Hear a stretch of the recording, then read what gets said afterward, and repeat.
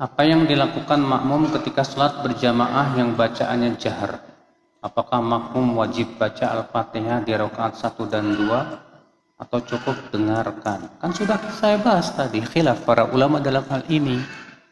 Mungkin maksud antum mana yang paling kuat kali ya? Menurut saya, ya. Karena antum bertanya kepada saya, ya saya jawab. Saya merojihkan pendapat Imam Ahmad. Itu apabila sholatnya jahar, maka cukup diam dan mendengar. Adapun kalau sholatnya sir, maka pada waktu itu wajib baca Al-Fatihah. Apakah sah orang yang bisu sholat tanpa baca Al-Fatihah karena dia bisu? Lucu nih perkata. Pak, hukum-hukum syariat itu berlaku untuk mereka yang mampu melakukannya, Pak. Terus antum mau mewajibkan baca Al-Fatihah sama orang bisu gimana? Sementara Allah mengatakan la yukallifullahu nafsan illa wus'aha. Allah tidak membebani jiwa kecuali sesuai dengan apa? Kemampuan. Kalau antum bertanya kepada saya, kalau ada orang yang baca Al-Fatihah tapi tidak diucapkan dan dia tidak bisu, ini pertanyaan bagi saya sangat masuk di akal. Bagus. Tapi ini masalahnya dia bisu. Dan antum tahu dia bisu. Gak bisa ngomong. Maka yang jelas seperti ini jelas sah, Pak. Kenapa? Karena dia gak mampu mengucapkan masalahnya. Pahami baik-baik saudaraku sekalian, ya. Kalau misalnya antum bilang sholat orang yang bisu tidak sah, ya Allah kasihan amat, semua orang bisu. Sementara bisu dari siapa? Allah yang memberikan. Ya, nah ini. Adapun kalau misalnya antum bertanya gimana kalau ada orang membaca Al-Fatihahnya di hati dan tidak diucapkan di lisan, padahal dia bisa, maka kita katakan tidak sah sholatnya. Semua ulama sepakat bahwa membaca Al-Fatihah itu harus diucapkan oleh lisan.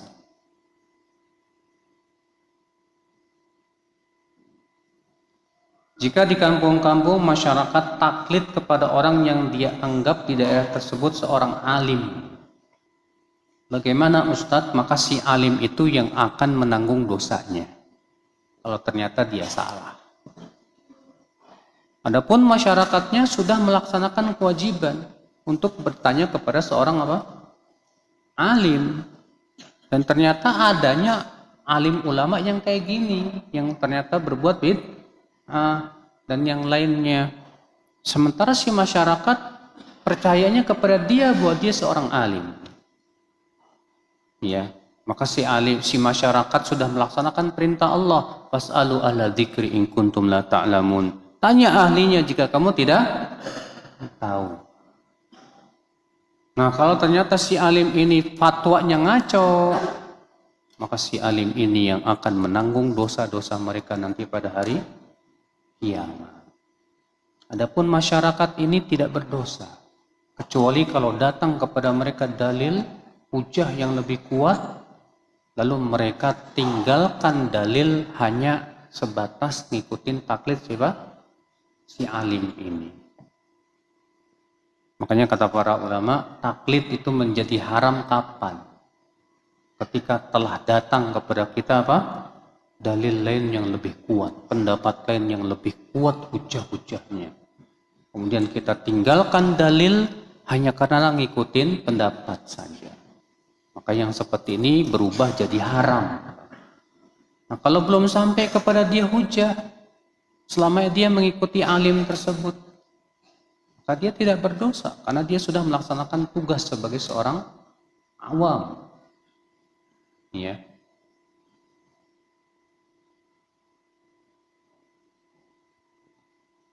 Apakah makmum masbuk mendapatkan imam sedang ruku dapat 1 rakaat? Na'am. Ini pendapat jumhur. Dalilnya hadis Abu Bakrah Bahwasanya Rasulullah SAW ya sedang sholat dan ruku, datanglah Abu Bakar, Pak. Melihat Rasulullah sedang ruku, Abu Bakar langsung lari, Pak. Kemudian ruku, sebelum masuk shaf berjalan sambil ruku.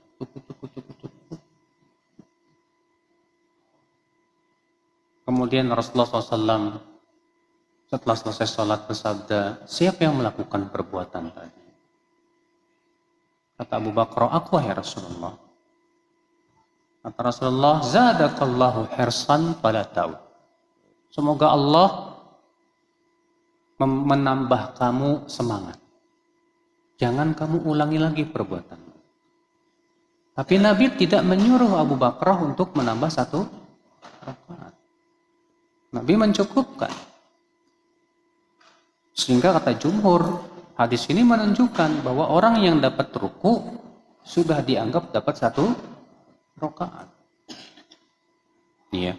Demikian pula hadis Abdullah bin Mas'ud, bahwa Abdullah bin Mas'ud berjalan dengan seorang tabi'in. Saya lupa namanya, kalau tidak salah Tariq bin Bashir atau Bashir bin Tariq, lupa namanya ya.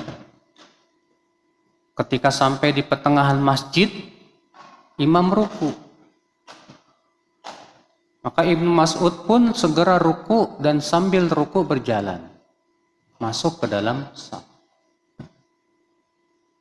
Kemudian imam salam, Abdullah bin Mas'ud pun salam, assalamualaikum. Kemudian temannya ini bangkit buat menambah 1 rakaat. Kita ditarik sama Abdullah bin Mas'ud, apa? Ijlis, faqad adrakta, kamu sudah dapat 1 rakaat. Iya. Ini pendapat jumhur dan ini pendapat banyak ulama muhaqqiqin, dan ini pendapat yang paling kuat insyaallah secara dalil. Iya, bahwa orang yang dapat ruku imam maka dapat 1 rakaat. Bagaimana sikap kita bila ada orang yang melecehkan atau mengolok-olok Islam? Bolehkah kita perangi? Antum mau pakai apa? Antum datang ke dia bawa golok gitu. Atau gimana? Ya. Memang orang yang mengolok-olok Islam itu ya, ini dia sudah menyakiti Allah dan Rasulnya. Tapi masalah memerangi ini siapa kita gitu. Apa kemampuan kita? Nah, kalau misalnya setiap ada orang prolog kemudian ini serang, yang ini nanti nyerang lagi. Iya. Akhirnya terjadi keributan di mana-mana. Mudorotnya jauh lebih besar. Maka yang seperti ini tentu diserahkan kepada ulil amri. Iya, merekalah yang berhak untuk menangkapnya. Mereka yang berhak untuk memberikan hukum yang setimpal. Adapun kita main datengin bawa golok langsung dibacok gitu, ini bisa menimbulkan mudarat yang jauh lebih besar, Pak, untuk Islam dan kaum muslimin, Pak. Iya. Maka dari itu dalam hal ini juga tidak boleh sembarangan ya dalam melakukan hal-hal seperti itu. Kalau misalnya pemerintah tidak menegakkan, ya itu salah dia, mereka. Kewajiban kita adalah membantah saja secara hujah, secara dalil, ya, menasehati orang-orang yang memperolok itu. Mudah-mudahan mereka sadar. Bolehkah puasa Arafah di hari Sabtu tanpa diikuti puasa hari Jumatnya? Enggak apa-apa. Para ulama ketika ditanya bagaimana kalau puasa Arafah bertepatan dengan hari Jumat? Di Saudi kan puasa Arafah di hari apa? Jumat. Sementara ada hadis yang melarang menyendirikan puasa hari Jumat. Nabi bersabda, la takhtassu yaumal jum'ah bisaum. Jangan kalian khususkan puasa hari Jumat, puasa di hari Jumat. Di zaman Nabi ada seorang wanita berpuasa hari Jumat. Lalu Nabi memanggil dan bertanya, kemarin kamu puasa? Enggak. Dan besok kamu mau puasa? Enggak. Kata Rasulullah, batalkan puasamu. Nah sekarang kalau hari Jumat bertepatan dengan hari puasa Arafah, apakah harus sebelumnya puasa dulu? Kata para ulama tidak. Kenapa? Karena larangan menyendirikan hari Jumat itu kalau kita puasa niatnya mau mengkhususkan hari Jumat. Adapun kalau bertepatan dengan hari Arafah misalnya, maka tidak ada niat untuk mengkhususkan apa? Hari Jumat. Demikian pula hari Sabtu. Larangan menyendirikan puasa hari Sabtu kalau kita mau apa? Mengkhususkan puasa hari Sabtu. Adapun kalau bertepatan dengan puasa Asyura atau puasa Arafah, ya maka yang sahih, yang rajih boleh, nggak masalah, walaupun tidak berpuasa di hari apa? Jumat. Ya.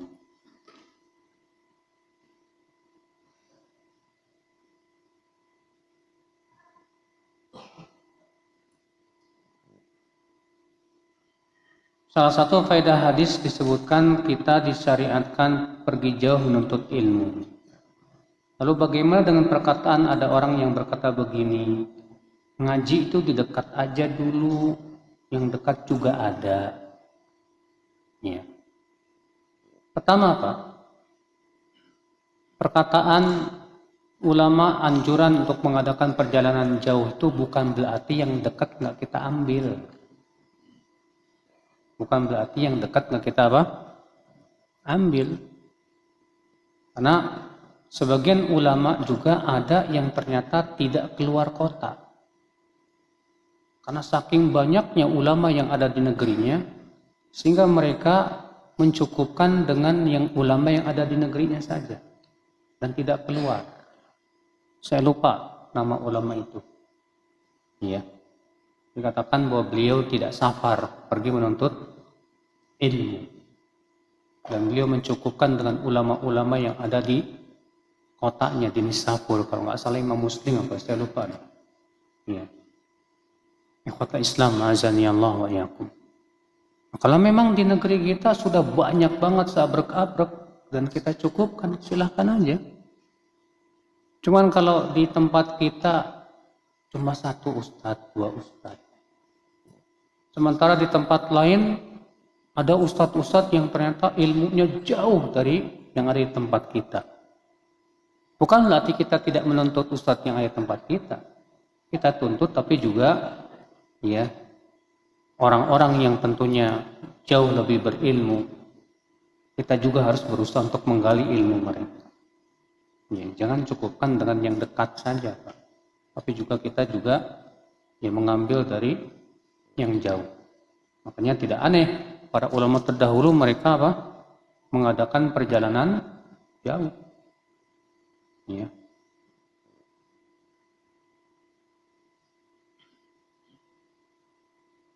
Bagaimana cara memberi nasihat bagi orang yang sholat di samping kita, tapi enggak mau merapatkan saf?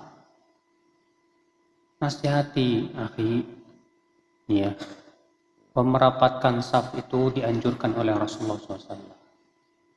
Memang khilaf para ulama tentang hukum merapatkan itu apakah wajib atau tidak. Sebagian ulama mengatakan wajib karena adanya perintah dari Nabi SAW. Sebagian ulama mengatakan sunnah,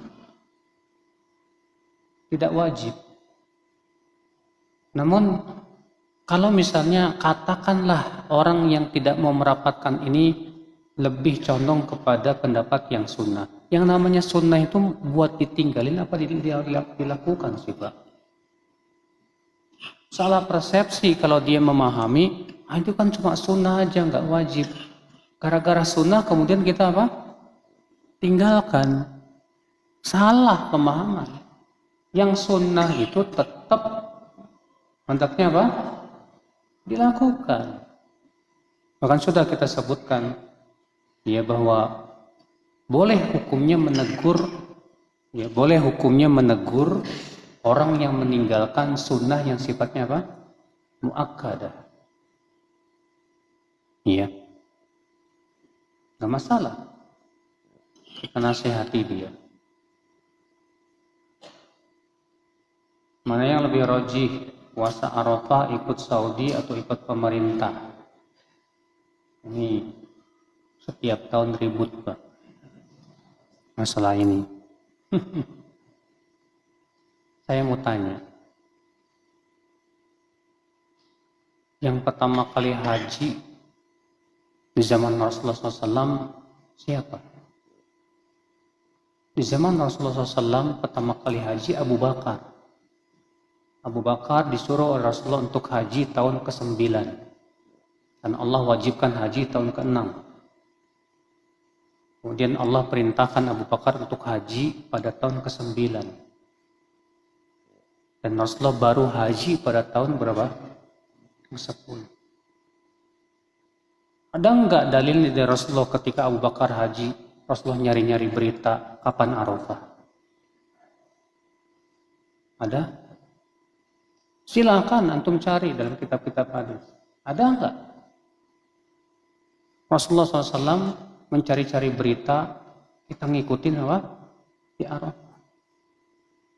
Kalau misalnya harus ikut yang ada di sana, pasti Allah wahyukan kepada Rasulullah SAW, Arafah hari ini ikuti sana. Tidak pula Rasulullah menganjurkan kepada para sahabatnya, ya, puasa Arafah yang ikut nungguin Abu Bakar berita dari sono. Padahal kan Makkah sama Madinah kan jaraknya nggak tahu jauh-jauh banget. Iya. Itu antar Makkah dan Madinah gimana dengan Makkah dengan Indonesia? Hanya perkataan seorang, kan namanya juga puasa hari Arafah. Iya, permasalahannya dahulu di zaman Nabi terjadi nggak masalah seperti ini? Terjadi nggak? Terjadi. Waktu Abu Bakar disuruh oleh Nabi haji tahun ke-9, kan Nabi waktu itu nggak haji. Nggak ikut haji waktu itu Nabi. Nggak ada Nabi menyuruh, nanti kita dengar dulu beritanya di Saudi apa di Arafah kapan. Nggak ada. Sebelum ada internet, sebelum ada media, sebelum ada telepon dan yang lainnya. Dulu gimana menentukan kapan hajinya? Kapan Arafahnya? Hah?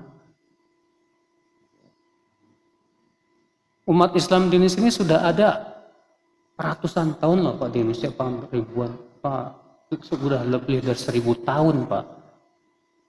Misalnya tahun 1800 kan nggak ada telepon, nggak ada apa, iya nggak?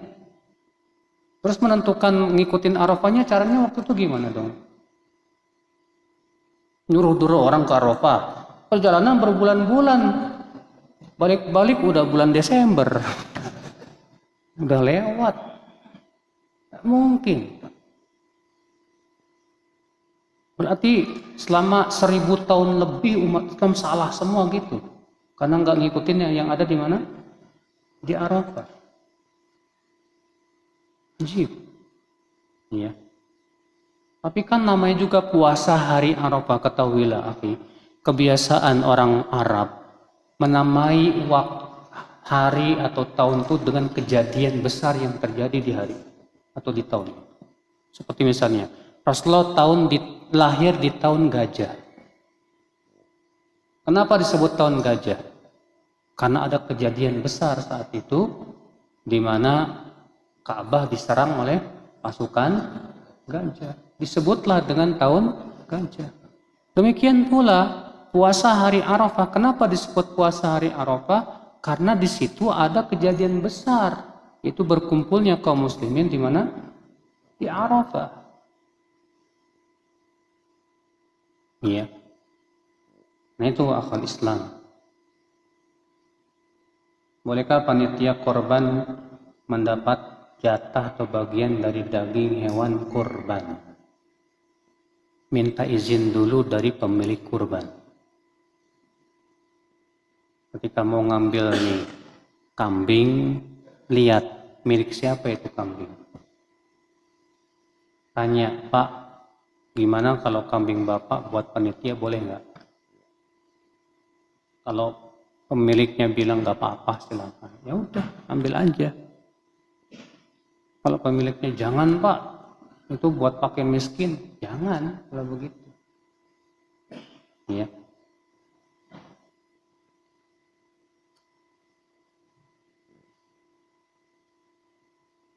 Apakah ada salafnya sholat tahajud berjamaah di selain bulan Ramadan? Rasulullah SAW pernah beberapa kali sholat tahajud berjamaah dengan sebagian sahabat. Tapi itu tidak secara sengaja. Dalam artian Nabi tidak mengundang mereka. Kejadian yang pertama yaitu kejadian Rasulullah sedang Ibnu Abbas nginep di rumah Rasulullah, di rumah Maimunah. Sengaja memang Ibnu Abbas nginep itu ingin melihat bagaimana sholatnya Rasulullah, sholat tahajudnya Rasulullah.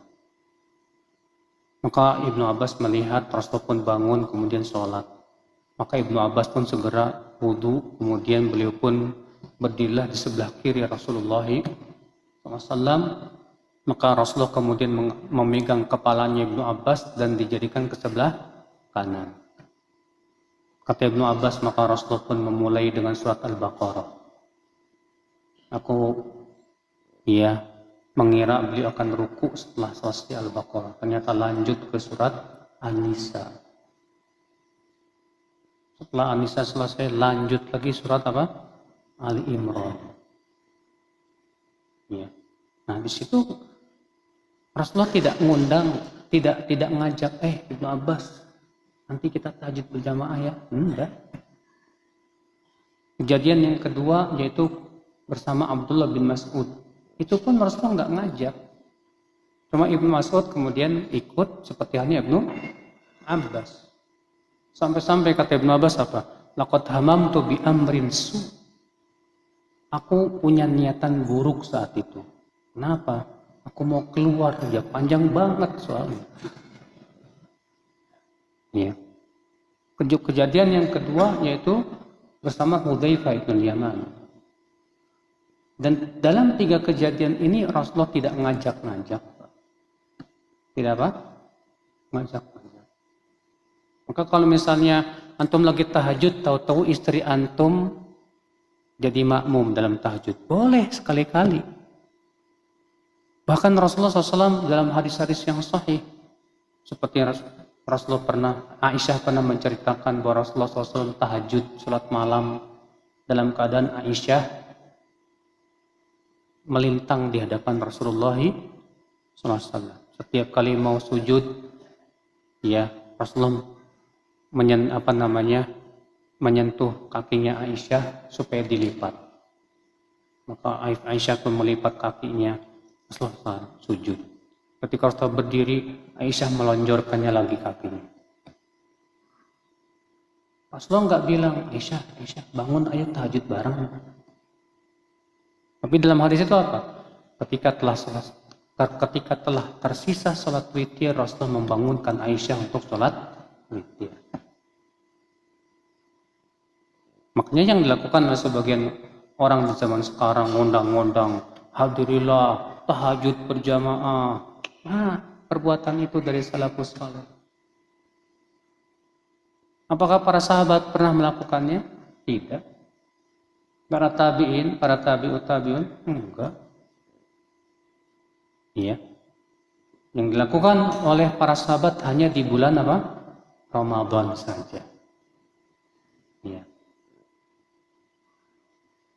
Bolehkah menggabungkan niat sholat tahiyat masjid dengan sholat fajar? Boleh, tidak masalah. Ini pendapat imam yang 4. Ya. Bersedekah diniatkan untuk anak yang sudah meninggal di umur 5 bulan. Apakah pahalanya sampai? Kata Ibnu Katsir, sedekah untuk mayat sampai dengan ijma' seluruh ulama. Ya. Dengan ijma' seluruh ulama.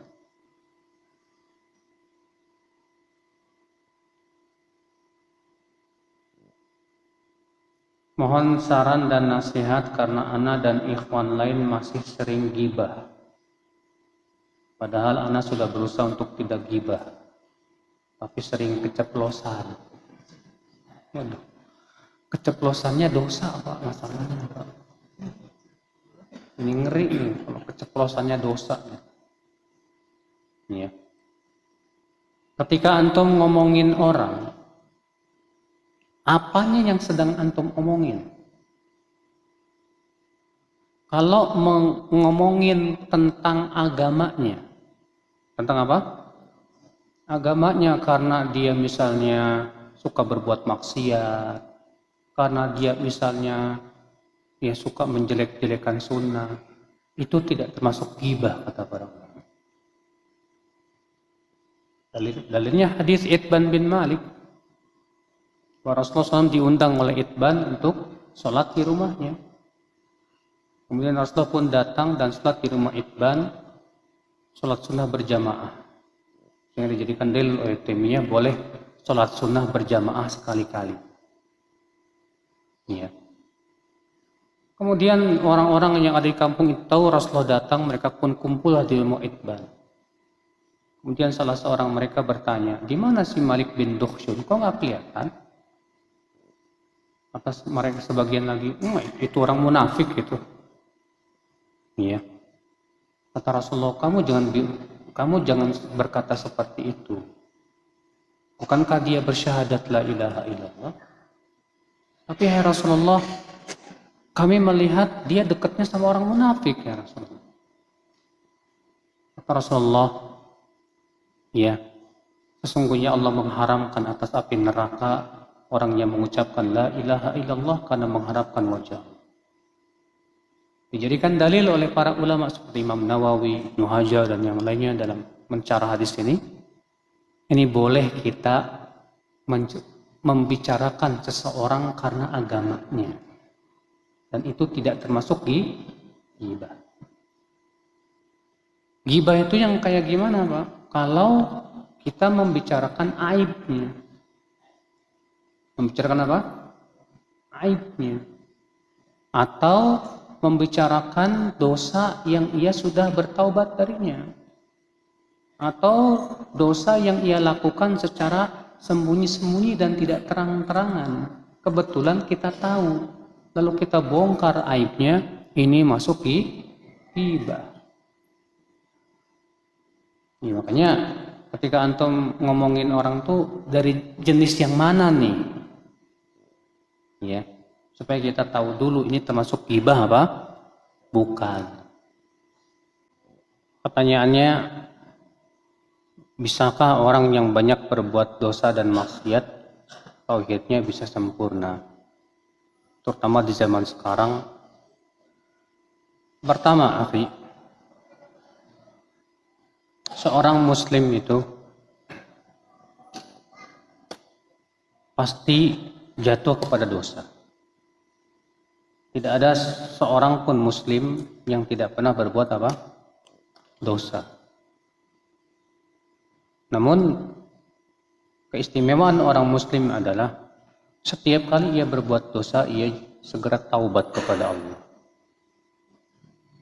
Allah berfirman, "Wallazina idza fa'alu fahishatan aw dhalamu anfusahum dzakarullah fastaghfaru lidzunubihim wa man yaghfiru dzunuba illa Allah wa lam yusirru 'ala ma fa'alu wa hum ya'lamun." Dan orang-orang yang apabila berbuat fahisyah atau menzolimi dirinya sendiri, mereka segera ingat kepada Allah. Lalu mereka pun memohon ampunan kepada Allah, istighfar. Ya. Dan siapakah yang mampu mengampuni dosa kecuali Allah? Dan mereka tidak terus-menerus berbuat dosa. Lihat. Di sini Allah memuji mengenai orang yang berbuat dosa. Lalu ia setelah berbuat dosa langsung ingat kepada Allah dan taubat.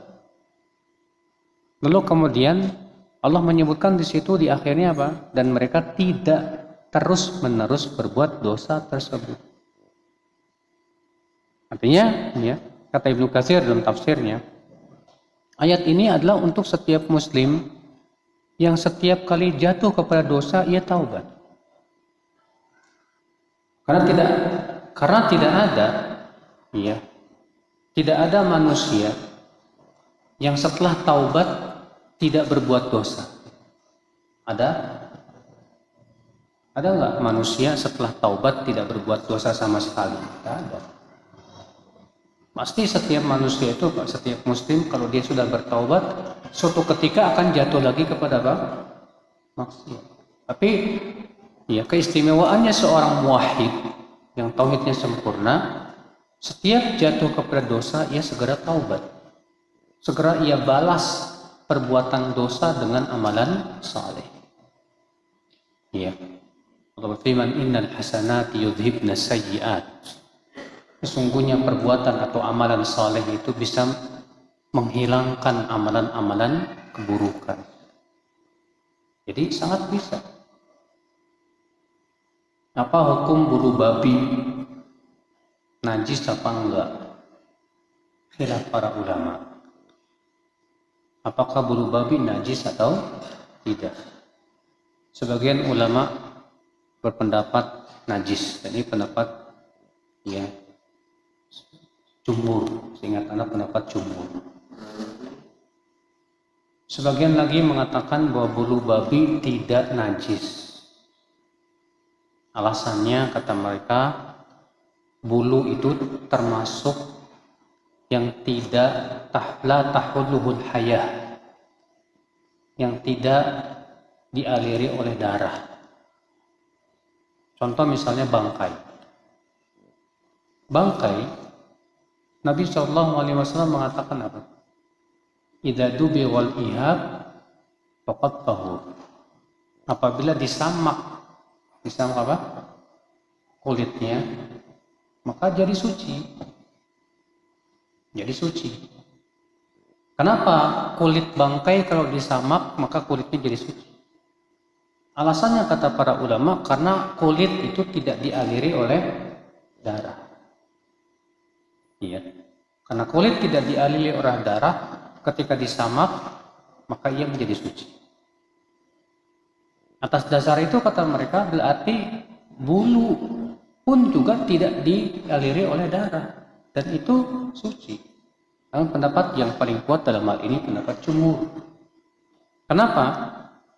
Karena hadis yang menyebutkan kulit kalau disamak jadi suci itu khusus untuk binatang-binatang yang dagingnya dimakan.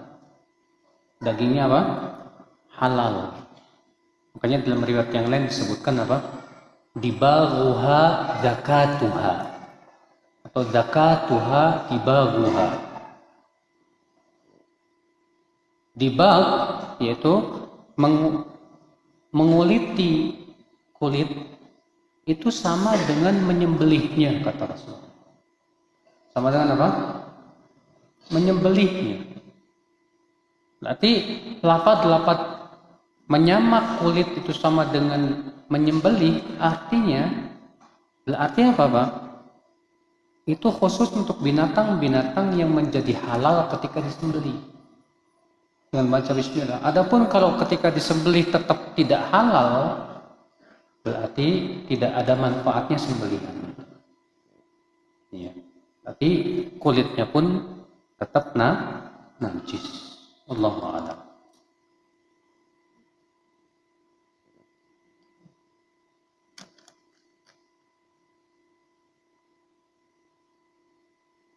Tolong berikan contoh kita mencintai sesuatu selain Allah seperti mencintai Allah. Contoh misalnya apa? Di zaman Nabi Nuh, mereka sangat mencintai para wali. Dan ini merupakan sebab munculnya kesyirikan di muka bumi yang pertama kali. Syirik yang pertama kali muncul di muka bumi itu syirik cinta. Ibnu Abbas ketika menafsirkan firman Allah dalam surat Nuh, wa qalu la tadharunna alihatakum wa la tadharunna wadda wa la suwa'a wa la yaghutha wa ya'uqa wa nasra. Mereka berkata, jangan kalian tinggalkan Tuhan-Tuhan kalian.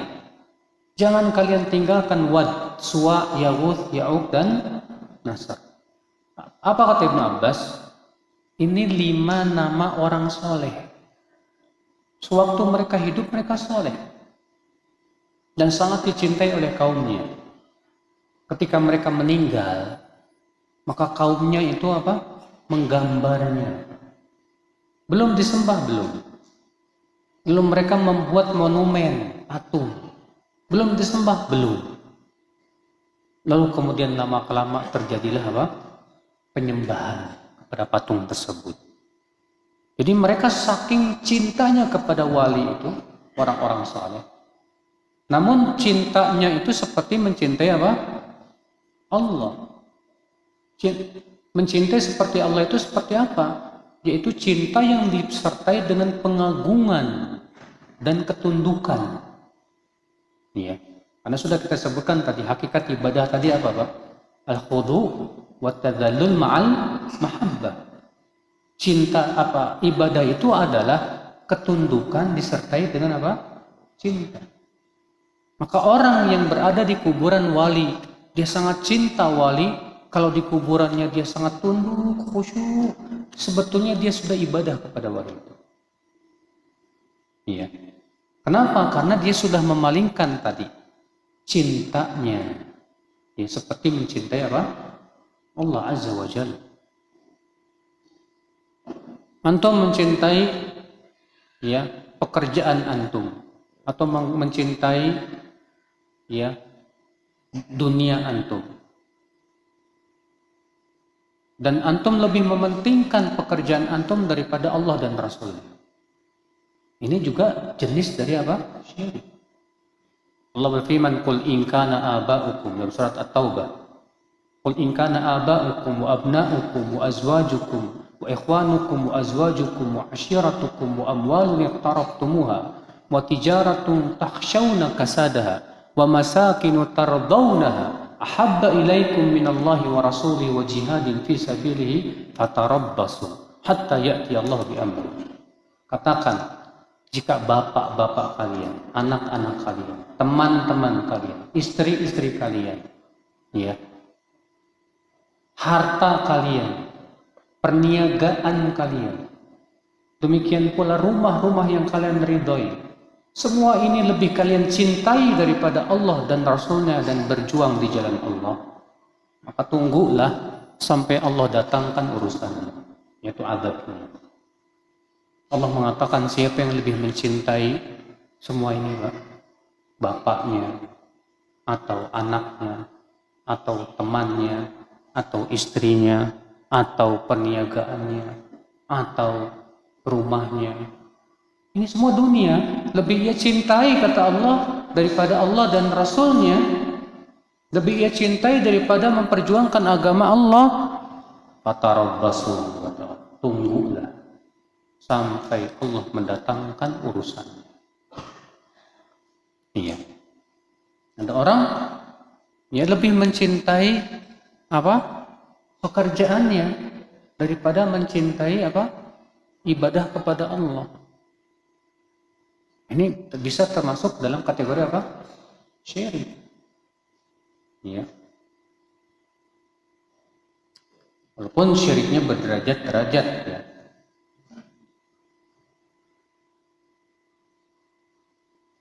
Dalam firman Allah, sesungguhnya pandangan dan penglihatan juga hati akan dimintai pertanggungjawabannya.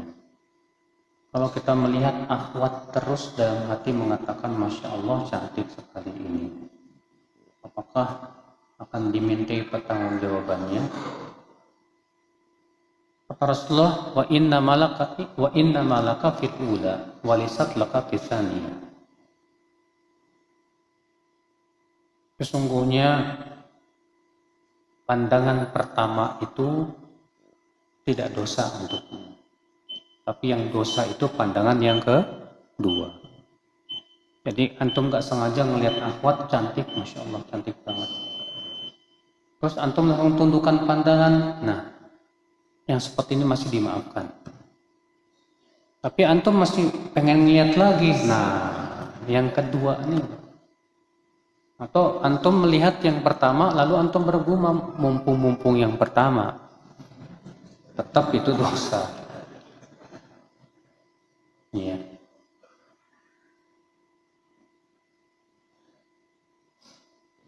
Makmum masbuk dapat rakaat terakhir, duduk tasyahud ikut imam.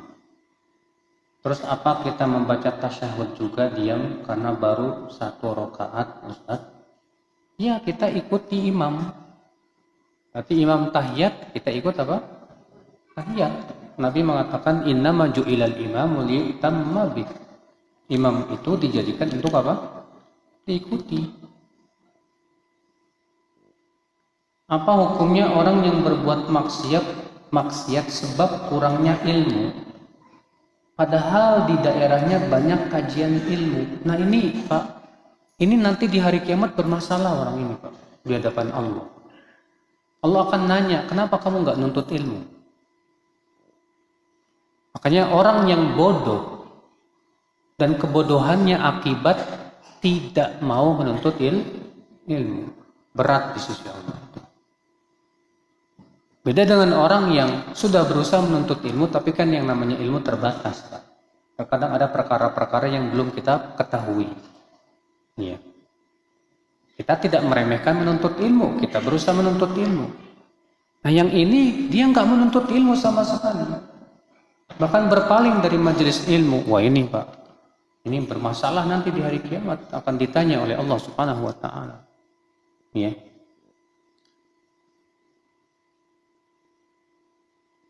Apakah orang yang bunuh diri udah takdir Allah, Ustaz? Akhi, pertama wajib kita yakini bahwa memang semua sudah takdir Allah. Namun, ada namunnya Pak,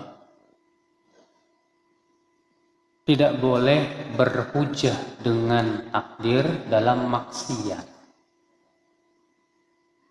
Nanti gara-gara gantung diri udah takdir Allah, ada orang yang berzina berkata apa Pak?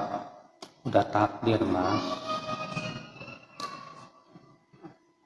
Istri antum selingkuh, zina sama perempuan laki-laki lain. Lalu antum marah-marah, lalu istri saya enaknya berkata, udah takdir Mas. Antum nerima nggak? Nerima nggak? Kalau antum nggak nerima sama ini juga. Udah tahu bunuh diri haram. Dan dia sebetulnya mampu untuk meninggalkan bunuh. Tapi kemudian dia bunuh diri. Kalau ada orang yang merampok harta kamu, mengambil semua harta kamu, sambil pergi dia berkata sama antum, Pak, ridho dengan ketentuan Allah ya Pak. Enak aja. Gak bisa. Iya.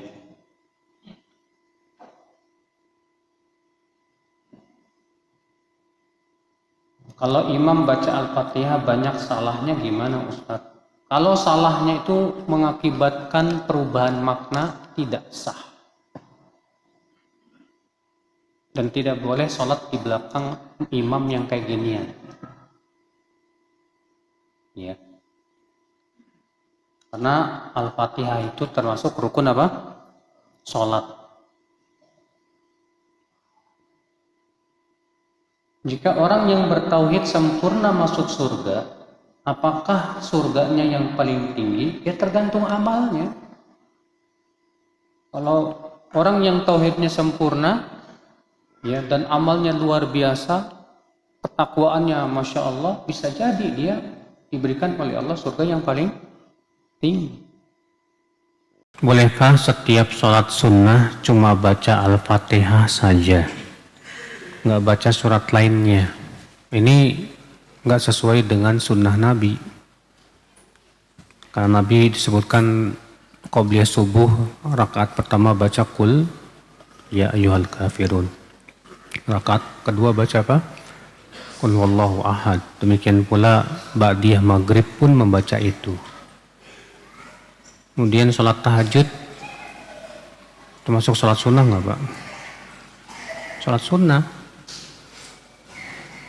Kalau antum sholat tahajud baca Al-Fatihah doang rugi Pak. Iya. Sholat witir juga sholat sunnah. Kak, kalau misalnya antum cuma Al-Fatihah saja sah. Boleh dong berarti? Boleh. Cuma kan kita lebih memilih yang lebih sesuai dengan sunnah Rasulullah sallallahu alaihi wasallam.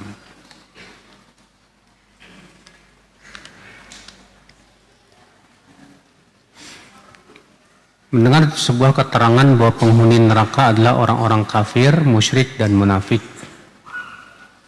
Kalau orang kafir dan musyrik kita sudah tahu gambarannya. Kalau yang dimaksud munafik bagaimana ya Ustadz? Munafik itu ada dua macam, Pak. Yang pertama munafik besar, yaitu orang yang memperlihatkan keimanan dan menyembunyikan kekafiran. Maka yang seperti ini kalau mati di atas kemunafikannya, Allah mengatakan apa? Innal munafiqina fid darkil asfali minan nar. Sesungguhnya orang munafik itu berada dalam keraknya api neraka. Na'udzubillah. Yang kedua yaitu yang disebut dengan munafik kecil. Ya. Apa itu munafik kecil? Yaitu orang yang jatuh kepada perangai-perangai kemunafikan. Contohnya apa? Seperti Nabi sebutkan, ayatul munafik thalath. Tanda orang munafik itu 3. Idza haddasa kadzab. Kalau berbicara berdusta. Wa idza tumina khan. Apabila diberi amanah berkhianat. Wa idza wa'ada akhlaf. Kalau berjanji tidak menepati. Kalau misalnya kita suka tidak menepati janji, berarti pada diri kita ada perangai kemunafikan. Tapi kita tidak disebut munafik, tidak. Tapi disebut apa? Fasik. Maka yang seperti ini pelaku dosa besar, Pak. Dan pelaku dosa besar itu keyakinan Ahlussunnah wal Jamaah tahta masyiatillah, di bawah kehendak Allah. Insya'a adzab wa insya'a ghafara Allah. Kalau Allah kehendaki Allah akan azab dia, dan kalau Allah kehendaki Allah akan maafkan dia. Ya, terserah Allah Subhanahu wa taala. Yang jelas ia terancam masuk neraka. Tapi kalau ia mati di atas la ilaha illallah, ia tetap mendapatkan jaminan masuk surga. Mencintai istri karena Allah apakah termasuk manisnya iman, Ustaz? Iya jelas.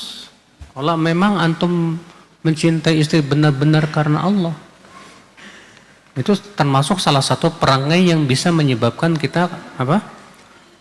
Mendapatkan manisnya iman. Antum cintai dia karena ketakwaannya, kesolehatannya, ya. Alhamdulillah.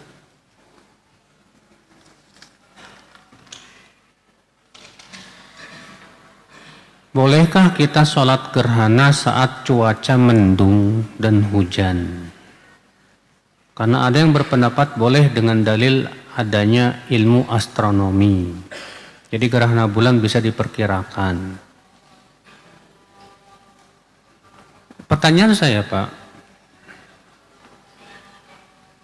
apakah sholat gerhana itu mengikuti ru'yat, melihat, atau mengikuti hisab? Kalau kita melihat dalilnya adalah Nabi menggantungkan sholat gerhana itu dengan melihat. Nabi sabda apa? Inna syamsa wal qamar la yankashifani li mauti ahadin wala li hayatihi. Sesungguhnya matahari dan bulan tidak akan gerhana karena matinya seseorang atau hidupnya seseorang. Tidak. Fa idza ra'aitumuh, maka kalau kalian melihat gerhana, tuh lihat Nabi mengatakan apa? Kalau kalian melihat gerhana, ya. Berarti Nabi SAW menggantungkan disyariatkannya sholat gerhana itu ketika apa? Melihat, bukan ketika dihisap atau dihitung, bukan. Iya. Dan itu pendapat yang paling kuat. Apa hukum orang yang menuduh orang lain dengan fasik tanpa bukti? Wah, ini ngeri, Pak. Karena menuduh seorang muslim tanpa bukti ini termasuk dosa besar. Iya. Maka dari itulah siapapun yang menuduh orang lain fasik wajib bawa bukti. Jelas. Adapun hanya sebatas yang kata orang, kata anu enggak jelas, maka pada waktu itu hati-hati loh Pak. Berapa banyak di antara kita sangat mudah Bapak menerima berita tanpa cross check terlebih dahulu, dan ternyata beritanya enggak benar, ya. Atau misalnya ada orang menghukumi dia fasik dengan perkara yang dia kira itu dosa, padahal bukan dosa. Kenapa? Karena ketidakpahaman dia. Dia kira itu termasuk apa? Dosa, padahal bukan dosa. Nah ini makanya dalam masalah seperti ini, ingkarul mungkar atau menghukumi orang fasik, bahkan kafir, jangan sembarangan Mas.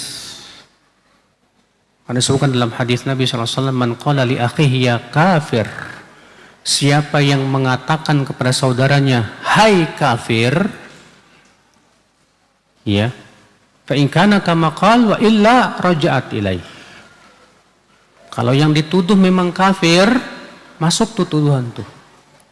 Tapi kalau yang dituduh ternyata tidak kafir di sisi Allah, akan kembali kepada yang apa? Yang menuduh. Makanya apa? Al-Wazir bin Hubairah memberikan kaidah, al-khata' fil afwi khairum min khata' fil uqubah. Salah dalam memaafkan lebih ringan dibandingkan dari salah dalam memberi vonis, dalam memberikan sanksi. Kita misalnya belum berani memvonis dia sebagai orang kafir atau orang fasik, karena kita masih ragu. Ternyata salah di sisi Allah, Allah masih maafkan. Tapi kita memvonis dia fasik atau kafir, ternyata salah di sisi Allah, maka tuduhan itu akan kembali ke kita. Ngeri Pak. Makanya dalam masalah vonis memvonis ini, akhi, harus super hati-hati, jangan sembarangan, Pak. Jangan mudah-mudahan. Ya khawatirnya itu kembali ke kita, ngeri ya. Ana mau bertanya, apa saja penghalang-penghalang doa, Ustadz? Karena terkadang ana dizalimi sama seseorang, tapi setiap ana mendoakannya nggak terkabul. Pengennya langsung terkabul. Penghalang berdoa, dikabulkannya doa pertama, tergesa-gesa minta dikabulin. Kata Rasulullah SAW, yustajabu li ahadikum malam yasta'jil. Seseorang itu akan diijabah doanya selama tidak tergesa-gesa. Iya. Kalau antum tergesa-gesa udah doain kok nggak dikabul-kabulin, ya. Itu namanya tergesa-gesa, Pak. Iya. Makanya kalau kita berdoa kepada Allah, yang harus kita yakini bahwa doa kita pasti dijabah. Namun cara Allah mengijabah doa kita itu banyak. Sebutkan dalam hadis dari Imam Ahmad dalam musnadnya. Ya. Kata Rasulullah SAW, "Idza da'al muslim", ya, apabila seorang muslim berdoa, istajaballahu bi ahadi salasah atau bi salas, maka Allah akan ijabah dengan 3. Yang pertama, diberi apa yang dia minta. Atau yang kedua, disimpan di surga. Atau yang ketiga, Bapak, diselamatkan dari mara bahaya. Antum tahu nggak? Rasulullah pernah doanya nggak dikabulin sama Allah, Pak. Waktu itu Rasulullah SAW mengirim, ya, para penghafal Quran untuk mengajarkan ilmu kepada suatu kaum. Saya lupa jumlahnya, ada berapa? Apakah 70? Kalau nggak salah 70 orang. Apa yang terjadi? Rupanya kaum itu berkhianat. Utusan Rasulullah SAW dibunuhi semuanya, Pak. Padahal mereka semua para ahli Quran semua. Ya, kabilah ini namanya Ri'l dan kabilah Dzakwan. Maka Rasulullah SAW selama sebulan lamanya, Pak, kunut mendoakan kecelakaan kepada mereka, Pak. Rasulullah SAW selama sebulan mendoakan kecelakaan kepada siapa? Kepada mereka. Maka Allah turunkan firman-Nya menegur Rasulullah SAW. Laisa laka minal amri syai'. Aw yatuba 'alaihim aw yu'adzibahum fa innahum zalimun. Urusan ini bukan dikembalikan kepada engkau, hai Muhammad. Bisa jadi Allah berikan taubat kepada mereka, atau Allah akan adab mereka akibat kezaliman mereka. Ternyata, Pak, mereka-mereka yang membunuh itu malah dikasih hidayah sama Allah Subhanahu wa ta'ala. Masya Allah. Makanya, Pak, terkadang kita kesel, kok dia sudah zolimi saya doa-doain gak dikabul-kabulin. Allah kabulin, cuman caranya aja antum yang gak tahu. Atau waktu timingnya belum pas. Ya. Atau misalnya Allah tahu orang yang antum doakan ini akan Allah beri hidayah. Tapi doa kamu tetap diberikan apa? Ya, pengabulan oleh Allah Subhanahu wa ta'ala, tapi bisa jadi dengan cara lain. Hanya Allah yang Maha tahu. Cuma masalahnya yaitu, Pak, kitanya tergesa-gesa. Nah, ini penghalang yang pertama nih, Pak. Tergesa-gesa minta dikabulin. Yang kedua, yang menyebabkan kita tidak dikabulkan doa kita apa, Pak? Makanan yang haram. Makanan yang haram. Kata Rasulullah SAW, "Dzakara rajul yutilus safar, asy'atha akbar, yamuddu yadahi ila sama, ya Rab, wa mat'amu haram, wa mashrabu haram, wa malbasu haram, wa ghudhiya bil haram, fa anna yustajabu lah." Rasulullah menyebutkan seorang laki-laki yang perjalanan safarnya panjang, rambutnya kusut berdebu. Lalu ia mengangkat tangannya kepada Allah, ya Rob, ya Rob. Sementara makanannya haram, minumannya haram, diberi pakaiannya haram, diberi gizi dari yang haram. Bagaimana akan dijabah doanya, kata Rasulullah SAW. Iya, ini dan yang lainnya. Pertanyaan selanjutnya.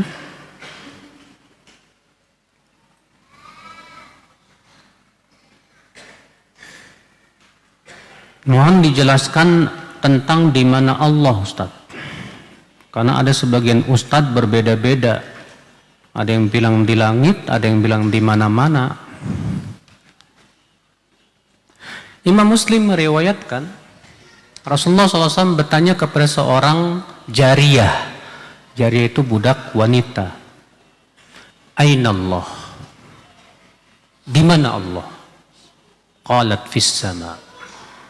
Apa kata wanita budak saya, hamba saya ini? Di langit. Man ana? Siapa aku? Anta Rasulullah. Engkau Rasulullah. Apa kata Rasulullah? A'tiqha fa innaha mu'minah. Merdekakan wanita ini. Dia seorang wanita mukminah. Masya Allah. Bayangkan, hamba saya wanita bisa jawab benar loh, Pak. Di mana Allah? Jawabannya apa? Di langit. Benar. Zaman sekarang banyak orang ngaku ustadz, profesor, doktor, ditanya, "Siap di mana Allah?" Di mana-mana. Yang namanya di mana-mana kan bahaya, Pak. Di comberan ada, di WC ada. Namanya juga di mana-mana. Kalau orang Nasrani aja antum hina, Tuhan kamu ada di kakus tuh, marah Pak. Terus antum bilang Allah berada di mana-mana, berarti di kakus ada, di comberan ada. La ilaha illallah. Ini keyakinan yang sangat sesat Pak. Tidak sesuai dengan keyakinan para nabi dan rasul. Antum tahu nggak Fir'aun berkata kepada si Haman ini Pak arsitektur, jago bikin bangunan. Apa kata Fir'aun? Ya Haman, ibni li sarhal la'alli ablughul asbab as-samawati fa'attali'a ila ilahi Musa fa inni la'adhunnuhu kadhiba. Hai Haman, tolong bangunkan bangunan yang sangat tinggi sampai ke langit sana, supaya aku bisa melihat Tuhannya Musa. Dan saya yakin Musa itu dusta. Kenapa Fir'aun minta kepada Haman supaya dibangunkan bangunan tinggi agar bisa melihat Tuhannya Musa? Karena Nabi Musa mengabarkan bahwa Tuhannya berada di langit. Tapi Fir'aun mengatakan apa? Aku yakin dusta itu Musa. Berarti orang yang mendustakan Allah berada di langit, apa bedanya sama Fir'aun, Mas? Fir'aun nggak beriman Allah berada di langit. Keyakinan seluruh salafus saleh, para sahabat, para tabi'in, para tabi'un tabi'in, bahwa Allah beristiwa di atas arash. Di mana arash? Di atas langit ketujuh sana. Cuma masalahnya Pak, orang-orang Asy'ariyah, Maturidiyah, Jahmiyah, Mu'tazilah gak beriman Allah beristiwa di atas arash hanya karena alasan akal. Apa katanya? Kalau Allah beristiwa di atas arash berarti Allah butuh arash dong, berarti Allah butuh tempat dong. Ya, kita katakan ya akhi, jangan antum berikan kepada Allah konsekuensi makhluk. Kita katakan Allah beristiwa di atas arash, bukan berarti Allah butuh tempat, bukan berarti Allah butuh arash. Tidak sama sekali. Justru arash butuh kepada Allah Azza wa Jalla. Ya. Imani saja Allah beristiwa di atas arash. Bagaimana cara istiwanya hanya Allah yang maha tahu. Makanya Imam Malik bin Anas, gurunya Imam Syafi'i, ditanya, Ar-Rahmanu 'alal 'arsy istawa, kaifa istawa? Bagaimana istiwanya Allah di atas arash? Apa kata Imam Malik? Al-istiwa'u ma'lum wal kaifu majhul wal imanu bihi wajib was su'alu anhu bid'ah. Makna istiwa sudah diketahui, tapi caranya kita tidak tahu. Mengimani Allah beristiwa di atas arash wajib, dan mempertanyakan bagaimana caranya itu bid'ah. Nggak boleh. Cukup imani saja. Ya.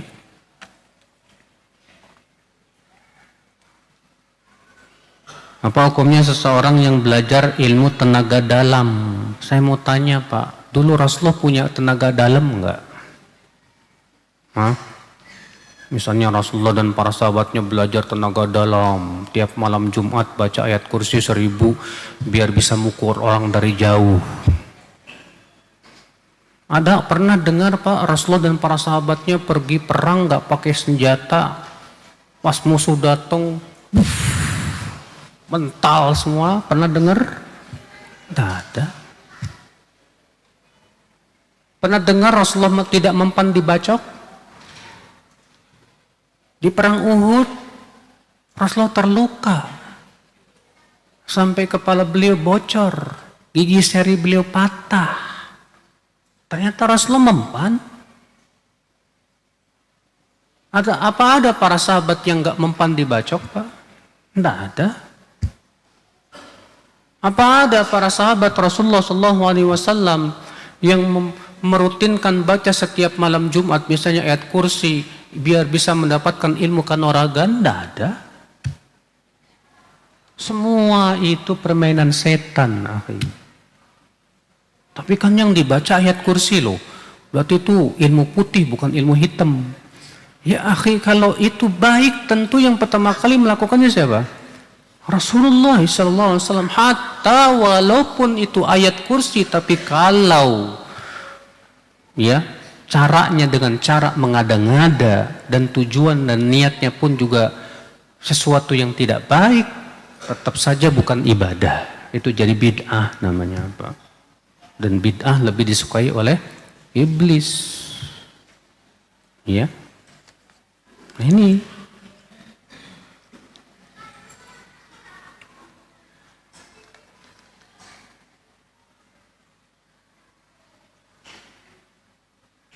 apakah berteman karena satu manhaj diperbolehkan, Ustadz? Apakah itu termasuk cinta karena Allah? Manhajnya yang benar apa yang salah? Kalau manhajnya benar, dia ngikutin Rasulullah, Allah dan Rasulnya sesuai dengan pemahaman para sahabat, para tabi'in. Karena mengikuti mereka itu wajib.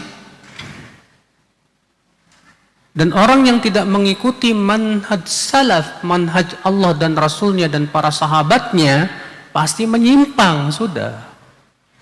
Orang yang tidak mengikuti para sahabat, pasti menyimpang, Pak. Orang yang tidak mengikuti jalannya Rasulullah dan para sahabatnya, mereka hakikatnya bukan ahlus sunnah wal jamaah. Mereka pasti berbuat bid'ah. Maka kalau kita mencintai seseorang karena manhajnya bagus, ngikutin ya dalil sesuai dengan pemahaman salaf, itu termasuk cinta karena Allah. Cinta karena Allah. Ya. Bagaimana sikap kita bila ada tetangga setiap malam selalu mengganggu tetangga lain dengan cara begadang? Tegurlah, ingatkan. Sampaikan bahwa mengganggu tetangga itu dosa besar, Mas. Kalau ternyata nggak mau terima, laporkan ke RT. Biar Pak RT yang nasihati. Ya.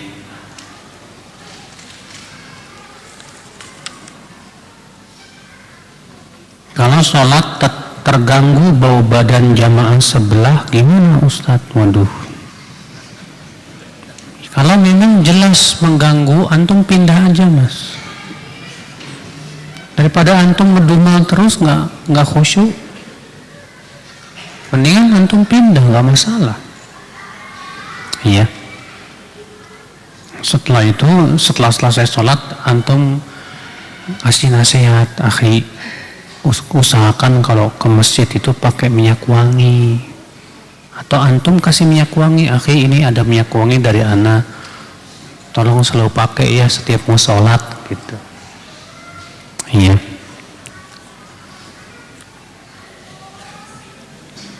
Apa hukum sholat di dalam rumah yang ada kuburannya? Nggak boleh.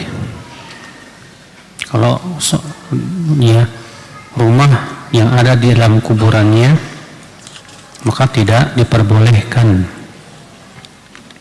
Allahu a'lam. Kalau sholat imamnya pakai speaker luar yang suaranya mungkin terdengar ke musola atau masjid yang sama-sama sedang sholat, apakah ini termasuk mengganggu? Betul. Disebutkan dalam hadis riwayat Abu Daud bahwa Nabi SAW masuk ke dalam masjid dan didapati para sahabat sedang sholat sunnah dan masing-masing mengeraskan suaranya. Maka Rasulullah SAW bersabda, ala inna kullakum munajin rabbah fala yajhar ba'dukum ala ba'din biqira'atih. Ketahuilah, setiap kalian itu sedang bermunajat kepada Rabbnya, maka janganlah sebagian kalian mengeraskan bacaannya mengganggu yang lainnya. Lihat, hatta bacaan Quran kalau mengganggu orang tetap nggak boleh. Maka tidak disyariatkan ya. Ketika imam baca Quran jadi imam, speakernya dikeluarkan, jangan, Pak. Itu sangat mengganggu. Ya.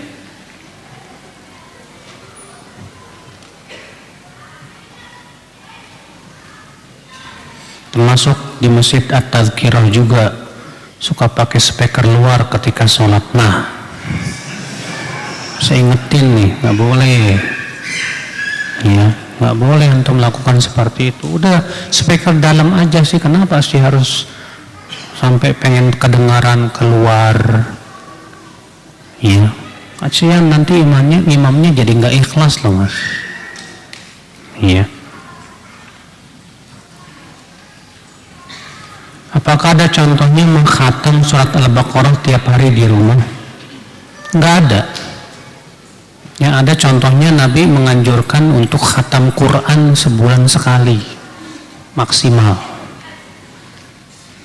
Ya, kalau bisa mengkhatam sebulan 2 kali, masya Allah.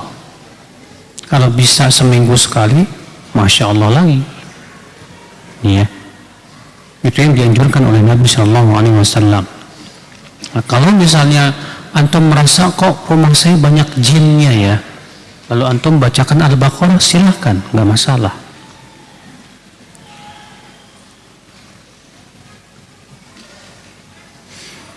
Dosa nggak minjam kendaraan sama tetangga yang lebih jauh karena merasa nggak enak minjam sama tetangga yang dekat? Ya itu sih nggak dosa mas. Ya, cuma masalahnya nggak enaknya kenapa gitu. Ya, kalau misalnya antum lebih senang minjamnya sama yang lebih jauh, ya silakan aja.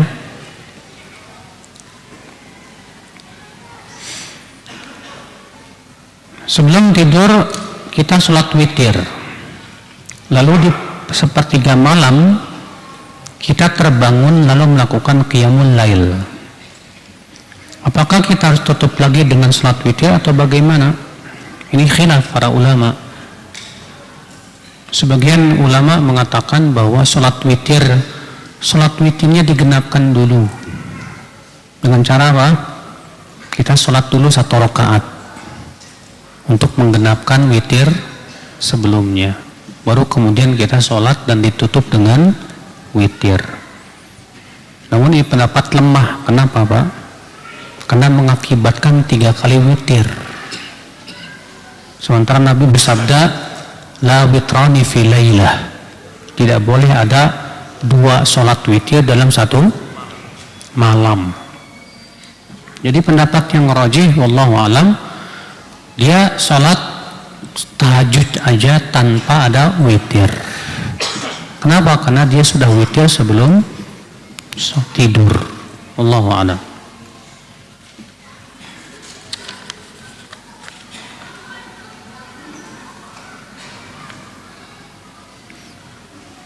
Wajibkah menutup aib tetangga kita meskipun tetangga kita menuduh dengan berbagai macam tuduhan?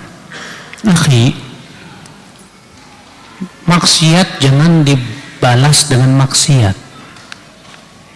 Kalau tetangga kita nuduh kita dengan berbagai macam tuduhan, maka tetap kita tidak halal untuk membuka aib-aib dia, nggak boleh. Ya. Tapi kalau misalnya kita menceritakan tentang akhlak tetangga kita kepada qadhi atau kepada orang-orang yang kita harapkan dia bisa menyelesaikan permasalahan kita dengan dia, maka silakan, nggak masalah. Iya. Adapun kemudian antum update status di Facebook, ya mengakibatkan akhirnya aib tetangga jadi kesebar ke seluruh dunia, antum lebih besar dosanya dari dia. Ya.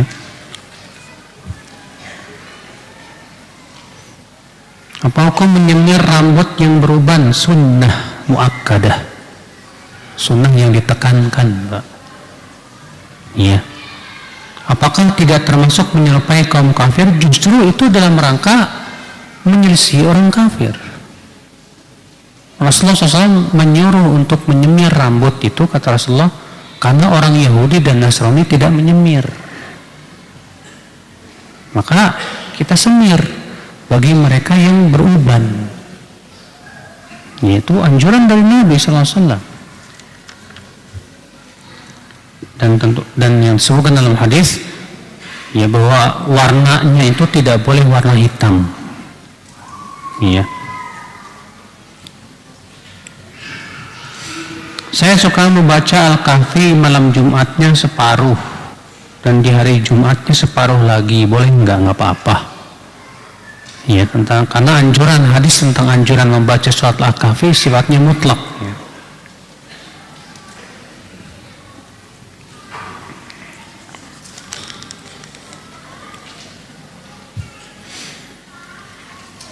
Tidak akan masuk surga seseorang yang lisannya menyakiti tetangganya.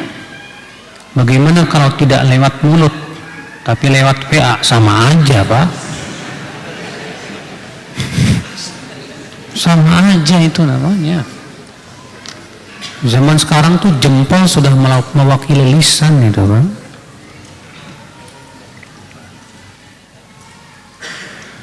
Berikan nasihat kepada ikhwan yang sudah lama ngaji agar mudah bergaul di masyarakat, tidak menutup diri.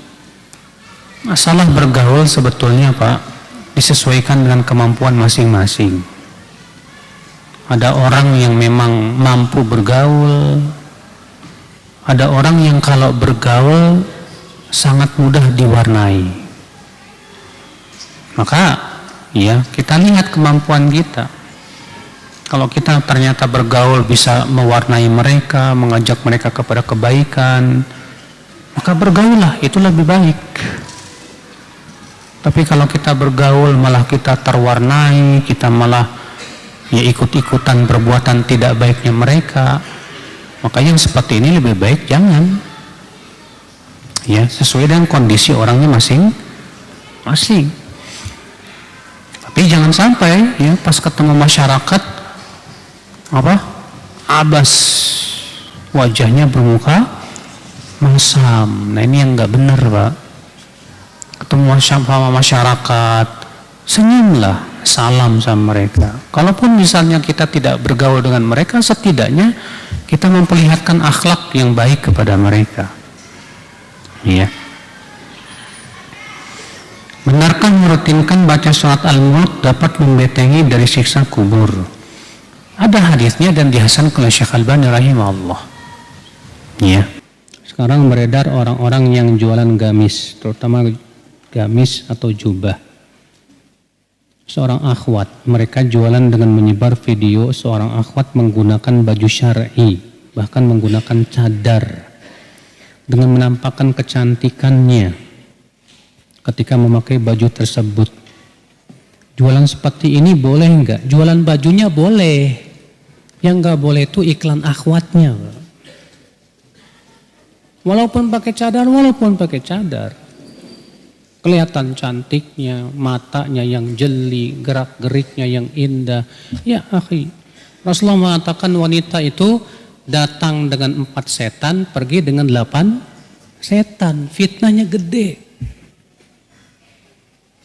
Antum kalau ngelihat iklan akhwat bercadar, pasti kalau antum normal, Pak, ngebayang-bayangin, itu betapa cantiknya akhwat itu. Iya, kalau antum normal, kalau nggak normal beda lagi. Iya. Kenapa sih harus memperlihatkan? Kan bisa pakai manekin itu, manekin ya. Apa manekin tuh? Yang kayak patung-patungan itu yang nggak perlu ada wajahnya kan? Tinggal itu aja dijalanin, kutuk.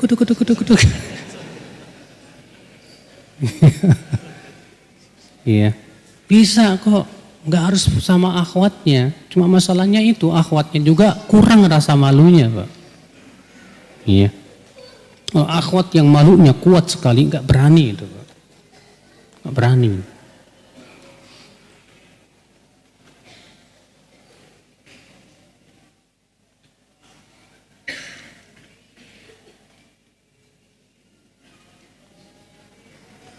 Ada anak punya 2 ATM, yang satu ada ribanya, yang kedua tidak ada ribanya. Jika anak menabung yang ada ribanya, ada pertambahan dan pertambahannya bisa anak buat kepentingan umum. Yang lebih baik mana ya? Hatta buat kepentingan umum yang namanya riba, ya riba. Kata Rasulullah 1 dirham riba sama dengan 36 berzina. Iya. Jangan hanya sebatas melihat wah ini lumayan nih buat kepentingan umum. Ya akhi, buat kepentingan umum antum nggak pahala sama sekali. Karena Allah tidak menerima dari uang yang haram, tidak. Iya. Jadi lebih baik mana? Yang lebih baik ya udah yang nggak ada apa? Ribanya. Kalau antum bisa datang ke banknya, Pak, saya tolong bunganya jangan ada ya Pak. Jangan, nggak perlu ada bunganya. Sebagian bank ada Pak yang bersedia seperti itu. Tapi dengan perjanjian benar ya. Iya. Iya.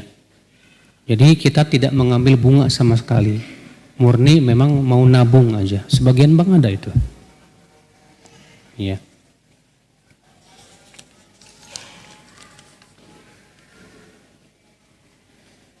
Bagaimana menyikapi seseorang yang menasehati kita di depan orang banyak? Imam Asy-Syafi'i rahimahullah pernah berkata, Pak. Apa kata Imam Syafi'i rahimahullah? La tansahni fil jamaah, insahni fil infiradi wa la tansahni fil jamaah. Tolong nasihati saya ketika saya sendiri. Jangan nasihati saya di depan orang banyak. Ya. Fa in asaitani wa khalaftani. Tapi kalau kamu tidak mau dan tetap saja maunya nasihati saya di depan orang banyak, ya. Jangan salahkan kalau aku tidak mendengar nasihatmu. Itu Imam Syafi'i rahimahullah. Makanya Ibnu Hibban dalam kitab Raudhatul Uqala mengatakan apa? Beda antara menasihati dengan menjelek-jelekan. Ta'yir. Adapun menasihati yaitu engkau menasihati dia secara empat mata. Dan memburuk-burukan itu engkau nasihati dia di depan orang banyak. Di depan orang banyak. Makanya salafus saleh, akhi, mereka kalau menasihati seseorang, mereka menasihati empat mata saja. Pernah Imam Ahmad melihat seseorang berbuat kesalahan. Maka Imam Ahmad mendatanginya kapan, Pak? Malam-malam ngetok pintu, tok tok tok. Iya. Dibukanya pintu, ada apa? Imam Ahmad mengatakan maaf. Ya, sambil Imam Ahmad berbisik-bisik. Aku tadi siang melihat kamu berbuat seperti ini. Ini tidak sesuai dengan hadis. Sampai begitu Imam Ahmad bin Hanbal, Masya Allah. Iya. Bagaimana menyikapi seseorang yang mempermalukan kita sebab kemaksiatan yang dahulu kita lakukan dan sudah bertaubat? Wah, ini berat nih Pak. Ini termasuk apa? Dosa besar ini Pak. Nggak boleh mempermalukan dosa seseorang yang sudah dulu Pak. Kadang memang demikian orang yang dengki itu Pak. Berusaha mencari-cari kesalahan walaupun sudah apa? Sudah lama gitu Pak. Untuk menjatuhkan dan untuk membunuh karakternya. Dan ini jelas perbuatan dosa ya, yang besar. Kata Rasulullah SAW, wa inna arbar riba. Riba yang paling besar. Istitalatul rajul ala irdi akhi. Itu seseorang merusak kehormatan saudaranya. Ini menunjukkan kata para ulama, merusak kehormatan saudara dosanya lebih berat daripada makan riba. Dosanya lebih berat dari apa? Dari makan riba. Hati-hati saudaraku sekalian. Ya. Maka antum bilang ke dia, afwan akhi, kamu memburuk-burukan saya dengan dosa yang sudah lalu dan saya alhamdulillah sudah taubat. Iya. Maka kamu tidak takut dosanya di sisi Allah? Saya sudah taubat. Terus kamu mau buruk-burukan saya ya kepada manusia dengan dosa yang saya sudah bertaubat darinya? Ittaqillah. Kalau dia tetap ngeyel aja ya sudah. dia akan menanggung dosanya besar nanti pada hari kiamat, ya akhwan Islam.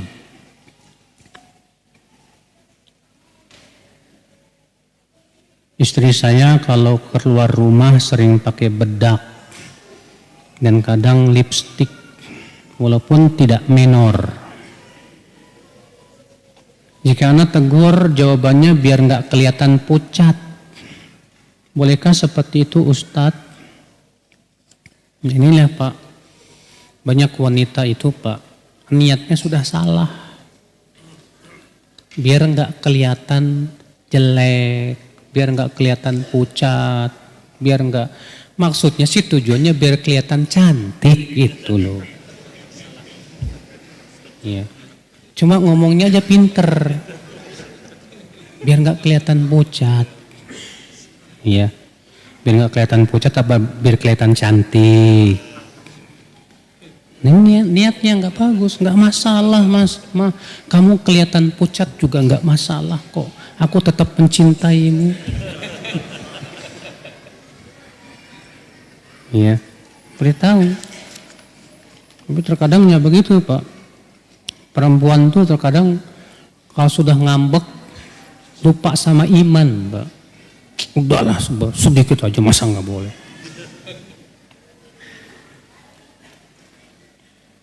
Tadi dijelaskan orang yang melakukan maksiat secara terang-terangan tidak diampuni dosanya.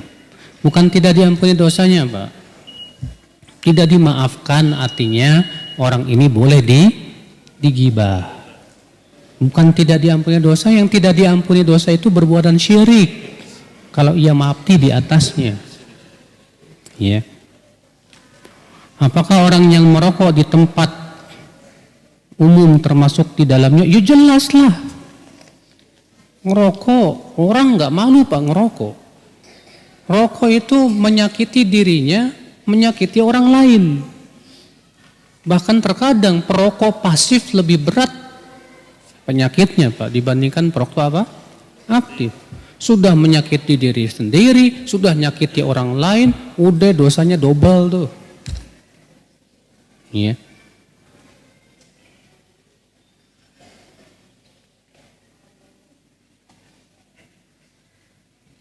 Apakah saat mandi wajib kerutan pusar yang biasanya di dalam ada kotoran, keringat atau daki wajib dibasuh, dibersihkan kotoran tersebut? Tidak wajib.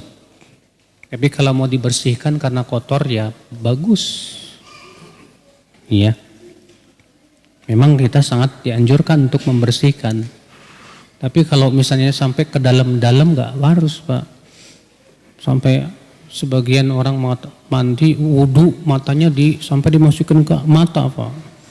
Katanya ini kan bagian anggota wudu juga. Ini gulu Pak. Nggak boleh. Iya. Makanya nggak ada riwayat Nabi SAW atau para sahabat kalau mandi airnya dimasukin ke pusar gitu. Nggak ada. Jika sulit bangun sepertiga malam dan ingin sholat sunnah sebelum tidur, sholat apa yang dilakukan? Witir aja. Karena disebutkan dalam riwayat Muslim bahwa Rasulullah SAW berwasiat kepada Abu Dzar, demikian pula kepada Abu Hurairah untuk sholat witir sebelum tidur. Ya. Tapi kalau dia misalnya berat untuk bangun sepertiga malam dan mau tahajud di awal malam, boleh. Ya. Karena waktu tahajud itu dimulai setelah Isya sampai subuh.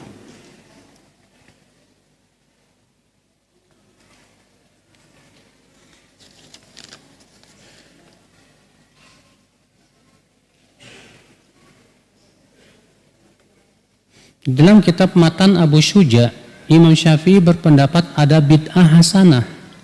Contohnya, lembaran Al-Quran menjadi satu kitab Al-Quran, mempelajari ilmu tajwid, memberi harokat baca Quran. Apakah kita boleh menyimpulkan bahwa bid'ah itu dibagi dua? Sebentar Pak. Imam Syafi'i memang betul sekali membagi bid'ah dua. Beliau mengatakan al-bid'atu bid'atan. Bid'ah ada dua. Bid'atun madmumatun wa bid'atun mahmudatun. Bid'ah yang tercela dan bid'ah yang terpuji. Lalu beliau memberikan definisi apa yang dimaksud dengan bid'ah yang tercela. Kata beliau, fa ammal bid'atul madmumah fa kullu ma khalafa kitaban aw sunnatan aw atharan anis sahabah. Adapun bid'ah yang tercela adalah yang menyelisihi Al-Qur'an, hadis dan asar para sahabat. Wa ma wafaqa kitaban aw sunnatan aw atharan minas sahabah fahiya bid'atun mahmudah. Adapun yang sesuai dengan Al-Qur'an, hadis dan athar sahabat, maka itu bid'ah yang terpuji. Nah, sekarang kita lihat bagaimana prakteknya Imam Syafi'i dan bandingkan dengan orang zaman sekarang yang suka bawa-bawa perkataan Imam Syafi'i. Imam Syafi'i mengingkari kumpul-kumpul di keluarga kematian dan makan-makan di sana. Beliau berkata dalam kitab Al-Um, wa akrahul ma'tam, dan aku mengharamkan ma'tam, wa huwal ijtima'u 'inda ahlil mayyit wa ta'am fih, yaitu berkumpul di keluarga kematian dan makan-makan di sana. Imam Syafi'i mengatakan itu hukumnya haram. Sekarang di zaman sekarang dianggap apa? Bid'ah hasanah enggak, Pak? Bid'ah hasanah, prakteknya beda. Imam Syafi'i mengingkari orang yang berzikir kepada Allah sambil pukul rebana dan goyang-goyang kepala dan mengatakan bahwa itu ya kegilaan. Ya. Dan menganggap Imam Syafi'i mengatakan bahwa itu termasuk bid'ah yang tercela. Tapi di zaman sekarang dianggap bid'ah hasanah tidak, Pak? Bid'ah hasanah. Jadi ternyata prakteknya beda, Pak. Yang dijadikan hujah hanya pembagian Imam Syafi'i saja. Iya. Baik. Sekarang kalau bagaimana Al-Quran dikumpulkan? Bukankah di zaman Rasulullah tidak dikumpulkan dan boleh dikumpulkan di zaman siapa? Abu Bakar. Di zaman Rasulullah ada ilmu tajwid? Tidak ada. Baru kemudian ilmu tajwid ada setelah itu. Oke. Kita akan katakan begini, Pak. Apakah sesuatu yang Rasulullah tidak lakukan itu pasti bid'ah? Yang sesuatu yang Rasulullah tidak lakukan apakah itu pasti bid'ah? Kita katakan tidak. Sesuatu yang Rasulullah tidak lakukan itu ada 3 keadaan. Keadaan yang pertama, Rasulullah tidak lakukan karena masih ada penghalangnya. Contoh apa? Dikumpulkannya Al-Quran. Kenapa di zaman Rasulullah tidak dibukukan Al-Quran tuh, Pak? Karena wahyu terus menerus apa? Turun. Sehingga belum sempat untuk dikumpulkan. Tapi Rasulullah sudah mengisyaratkan akan adanya mushaf. Dalam hadis sab'atun tajri li sahibihi, ada 7 amal yang terus mengalir pahalanya walaupun pelakunya sudah mati di kuburannya. Di antaranya 7 apa? Wa mushafun warrathahu. Mushaf Al-Quran yang diwariskan. Lihat, Rasulullah sudah mengatakan akan adanya apa? Mushaf. Iya. Bayangkan kalau Al-Quran tidak dikumpulkan, mudarat tidak, Pak? Besar mudaratnya, Pak. Al-Quran akan hilang, Pak. Oke, ini yang pertama, Pak. Rasulullah tidak lakukan karena masih ada penghalangnya. Contoh lagi, Nabi tidak melakukan sholat taraweh setiap malam bulan Ramadan berjamaah. Hanya 3 malam saja. Kenapa? Karena ada penghalangnya, yaitu takut diwajibkan. Di zaman Umar dilakukanlah sholat tarawih berjamaah tiap malam. Iya. Kenapa? Karena penghalang ini sudah tidak ada, nggak mungkin lagi diwajibkan, dan ini disetujui oleh seluruh sahabat. Keadaan yang kedua, Nabi tidak melakukan karena belum ada sebabnya, belum ada pendorongnya, Pak. Nabi tidak lakukan karena belum dibutuhkan di zaman Nabi. Contoh misalnya ilmu tajwid belum dibutuhkan di zaman Nabi. Ya. Ilmu nahwu, ilmu sharaf belum dibutuhkan di zaman Nabi. Ilmu hadis, ilmu usul fikih belum dibutuhkan di zaman Nabi sallallahu alaihi wasallam. Ketika di zaman Ali bin Abi Thalib, Pak, banyak orang yang masuk Islam tidak bisa bahasa Arab. Akhirnya mereka bersalahan dalam membaca Al-Quran dan hadis. Ali khawatir ini bisa merusak Al-Quran dan hadis ini. Maka Ali bin Abi Thalib memerintahkan Abul Aswad Ad-Du'ali meletakkan ilmu bahasa Arab untuk maslahat membela Al-Quran dan hadis. Boleh. Jadi sesuatu yang Rasulullah tidak lakukan, kalau ternyata karena ada penghalangnya, saat penghalang itu sudah tidak ada dan maslahatnya besar, silahkan. Atau belum dibutuhkan di zaman Nabi, ketika setelah Rasulullah wafat dan sangat dibutuhkan dan maslahatnya besar, silahkan. Ini disebut oleh para ulama dengan istilah al-masalih al-mursalah, maslahat yang besar.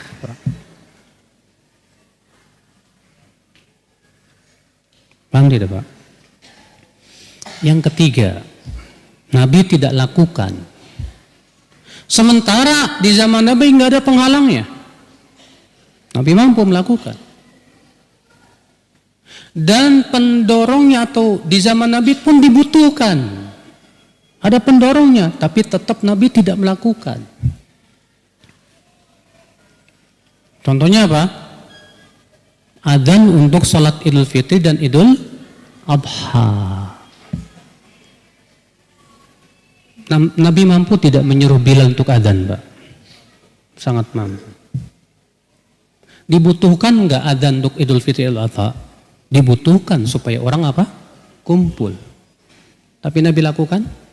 Tidak. Maka melakukannya itu termasuk bid'ah. Pahami baik-baik, saudaraku. Makanya Imam Syafi'i menamai tadi mengumpulkan Al-Quran sebagai bid'ah. Itu bid'ah secara bahasa saja, bukan bid'ah secara istilah. Bedakan Pak. Tadi sudah saya sebutkan, kalau ilmu nahwu nggak ada, berantakan nih orang baca Quran. Mudarat besar tidak? Besar. Kalau Al-Quran tidak dibukukan, akan hilang Al-Quran dari dada manusia. Mudarat besar enggak, Pak? Besar. Sekarang bandingkan, kalau maulid Nabi enggak ada, mudarat enggak? Enggak ada mudarat sama sekali. Kalau istilahnya maulid Nabi tujuannya untuk mencintai Nabi. Mencintai Nabi kan bisa setiap hari mempelajari hadis, mengamalkannya.